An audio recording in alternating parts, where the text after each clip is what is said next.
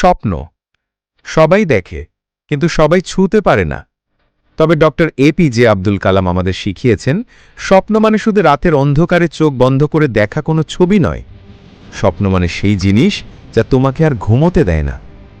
আমরা যখন স্বপ্ন দেখি তখনই শুরু হয় লড়াই। লক্ষ্য থাকে অনেক দূরে, আর সেই পথে থাকে হাজারো বাধা, ব্যর্থতার কষ্ট। কিন্তু কালাম স্যার বলেন, তোমাকে শুধু স্বপ্ন দেখলেই হবে না, সেই স্বপ্নকে সত্যি করতে হবে কঠোর পরিশ্রম আর অটল বিশ্বাস দিয়ে। জীবন এক কঠিন খেলা।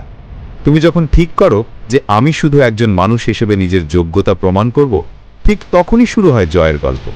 তবে মনে রেখো, সফলতার গল্প থেকে হয়তো আমরা কিছু শিখি, কিন্তু ব্যর্থতার গল্প আমাদের শেখায় সবচেয়ে বেশি। তাই হেরে যাওয়া মানেই শেষ নয়। হেরে গিয়েও যদি আবার দাঁড়াতে পারো, তাহলে সেই স্বপ্ন তোমার কাছেই ধরা দেবে একদিন। আরেকটি কথাই বলবে, তোমার লক্ষ্যকে কখনো ছেড়ে দিও না। যতক্ষণ না তুমি সেই লক্ষ্যে পৌঁছো, চেষ্টা করে যাও, লড়াই করে যাও। স্বপ্ন যোদ্ধা চ্যানেল সবসময় তোমাদের পাশে আছে এই লড়াইয়ে।